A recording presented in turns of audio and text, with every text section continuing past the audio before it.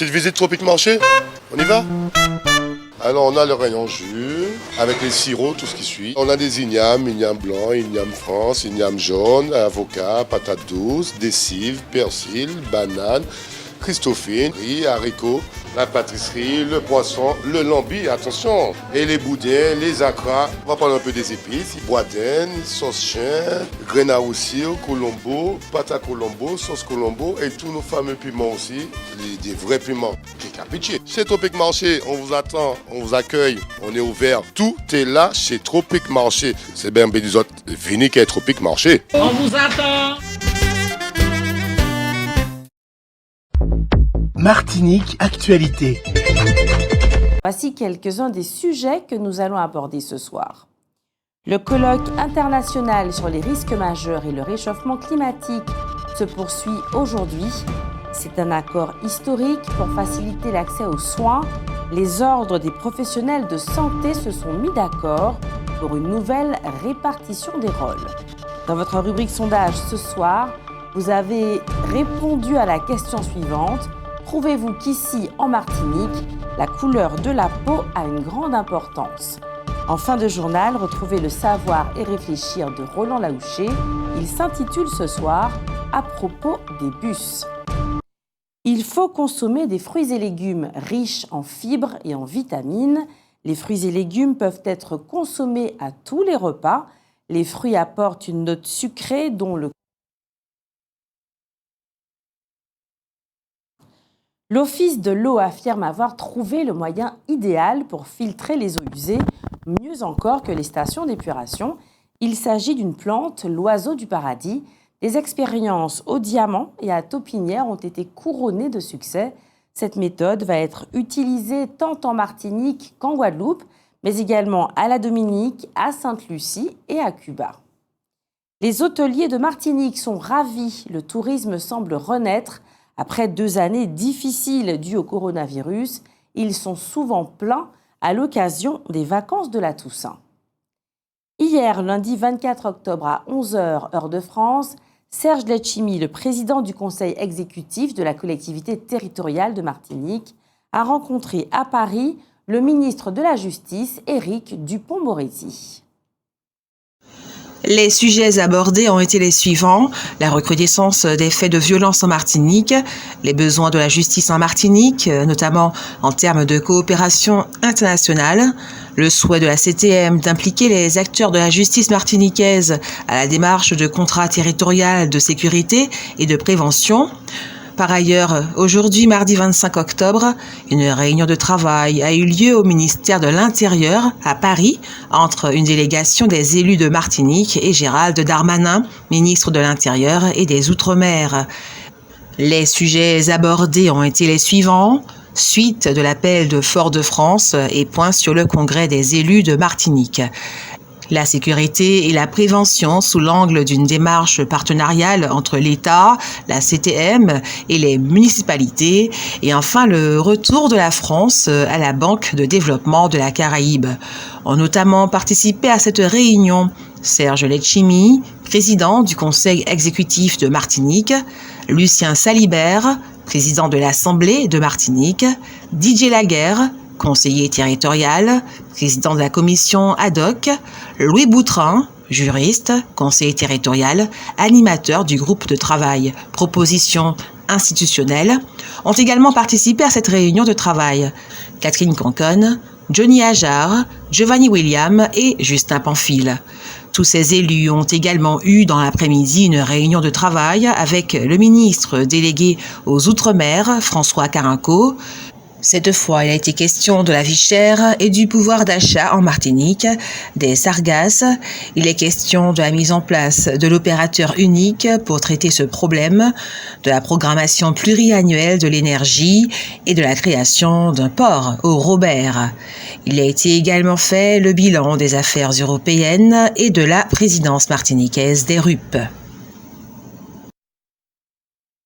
En réalité, la réunion de travail avec le garde des Sceaux fait suite au courrier du président Serge Letchimy qui avait demandé au ministre davantage de moyens humains et matériels pour les actions de la justice en Martinique. Les effectifs de ce ministère sont en effet en première ligne dans la réponse pénale à apporter pour lutter contre les trafics et les faits de délinquance. Face à l'urgence de la situation, le ministre de la Justice a répondu favorablement aux demandes du président du Conseil exécutif en annonçant la création d'un poste de magistrat de liaison chargé de la coopération judiciaire internationale avec les pays de la Caraïbe. L'affectation de magistrats supplémentaires au parquet de Fort-de-France avec des renforts dès janvier 2023. La participation des acteurs de la justice à la construction du futur contrat territorial de prévention de la délinquance et de lutte contre l'insécurité en Martinique, initié par la CTM.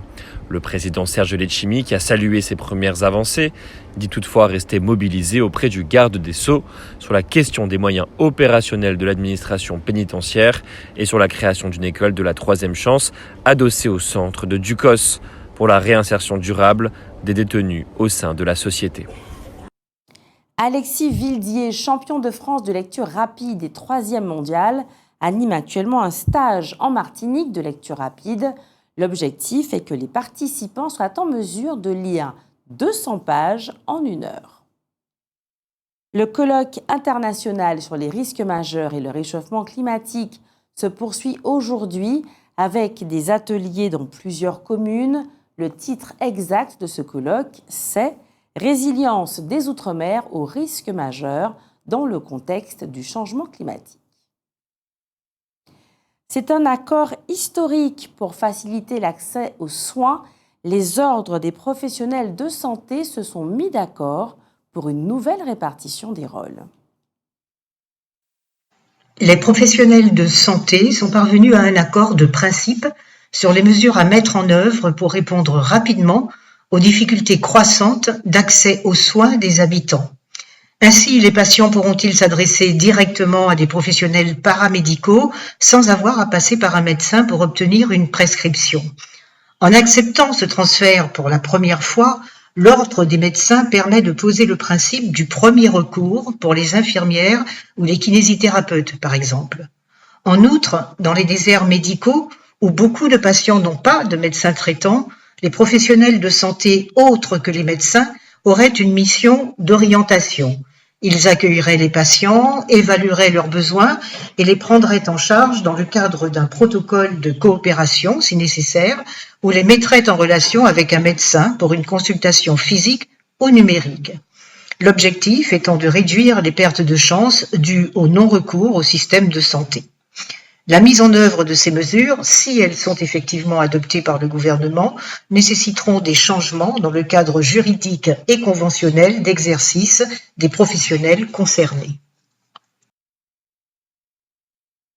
Dans un moment où les prix sont en train de s'envoler, nous ne laisserons pas les industriels fermer, nous ne laisserons pas tomber les entreprises.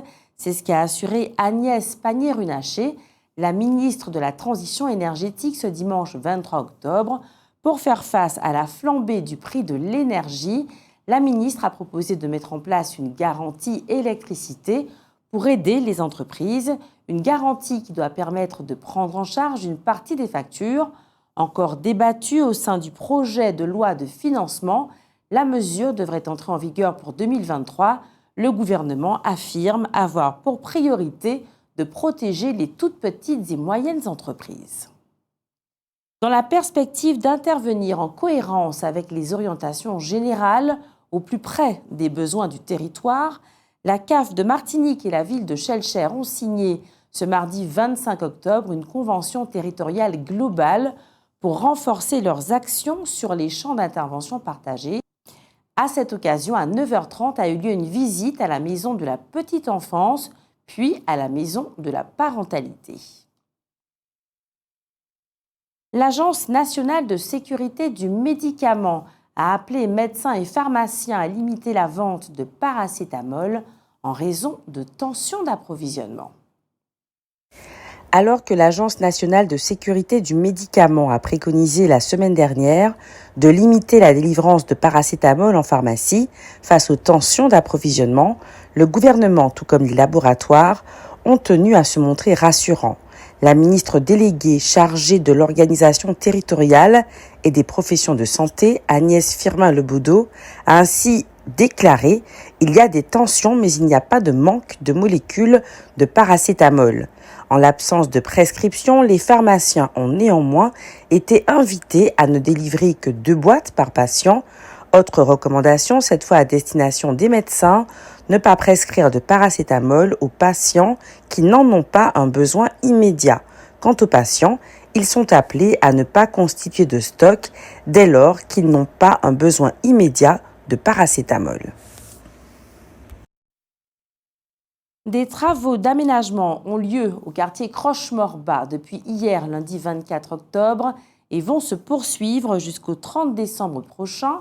La voie de Croche-Morbat pourra donc être fermée à la circulation des véhicules en semaine du lundi à 7h jusqu'au vendredi 16h. À quelques jours du second tour des élections présidentielles brésiliennes, le nombre de fake news circulant sur les réseaux sociaux explose. Au Brésil, le nombre d'informations mensongères distillées sur les réseaux sociaux par les partisans de Jair Bolsonaro notamment est tel qu'à 10 jours du second tour des présidentielles, le tribunal supérieur électoral a dû prendre des mesures d'urgence pour tenter de freiner leur diffusion.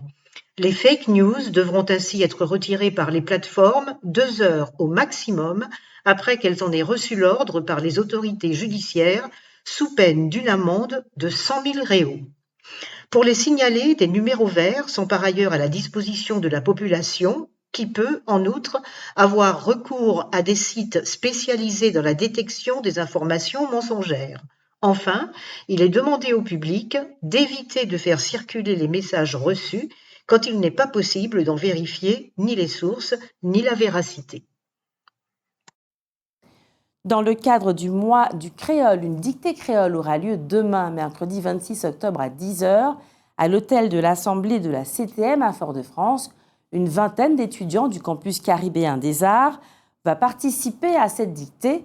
Notons qu'aujourd'hui, mardi, Poéti Osna a donné un cours de graphie créole au campus caribéen des Arts.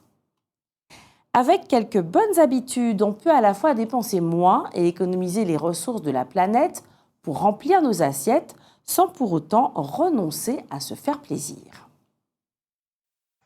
L'Agence de l'environnement et de la maîtrise de l'énergie, l'ADEME, rappelle que le gaspillage représente 30 kilos par an, soit plus de 100 € par personne.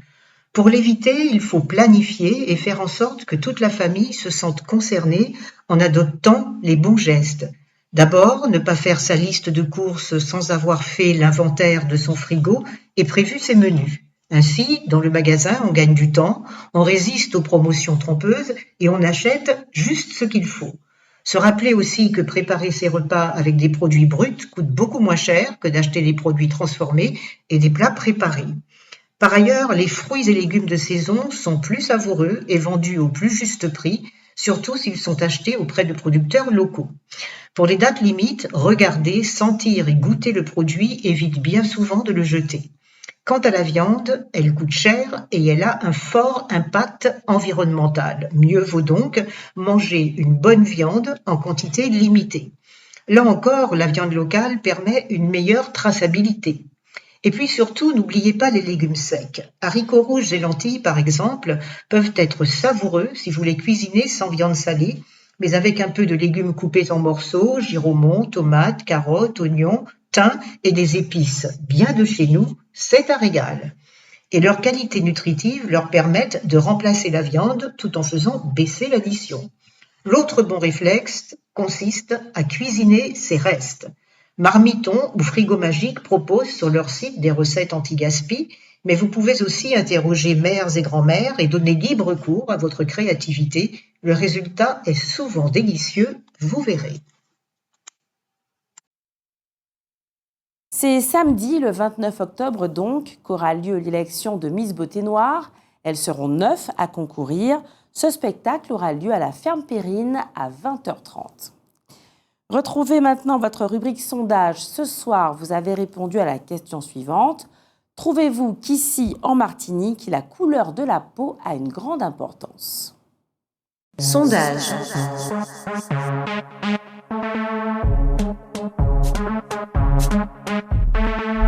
Sondage. Trouvez-vous qu'ici, en Martinique, la couleur de la peau a une grande importance ? Pour moi, non, il n'y a aucune importance. Moi, tout homme, c'est un homme. Hein. Quel que soit, qu'il soit noir, blanc, caco, marron, c'est toujours un être humain. Donc pour nous, en Martinique, non. Non, pas du tout. Pour moi, le but, c'est de cohabiter ensemble et puis de s'entraider, de vivre en paix, quoi. On a un beau pays, alors il faut en profiter.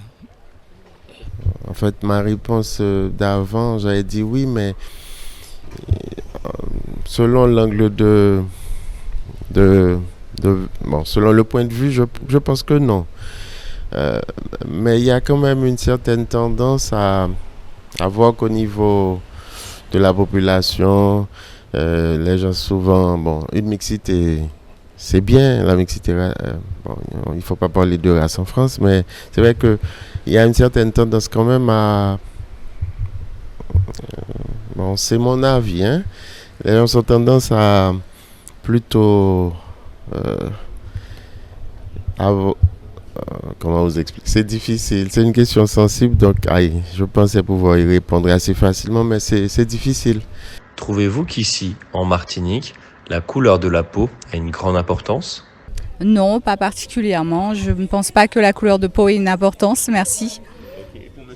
De même, de toute façon, oui, on est tous pareils. Hein. Il n'y a pas de question de couleur de peau, etc. Non, il n'y a aucun souci avec ça. Bonjour monsieur, trouvez-vous qu'ici en Martinique, la couleur de peau a une importance ? Tout à fait. La couleur de peau a une importance dans les rapports entre groupes sociaux, au sein de la famille et dans le monde du travail, surtout dans le monde du travail. Lorsqu'on regarde un petit peu la pyramide de la hiérarchie dans une entreprise, on va voir qu'il y a un dégradé du blanc au sommet et du noir à la base, en passant par toutes les teintes, chapécouli, mulâtre, chabin, etc., etc. Sondage. Outremernews.fr, le site de l'actualité Outre-mer, 24 heures sur 24 et 7 jours sur 7. Retrouvez la chaîne Outremer News sur YouTube.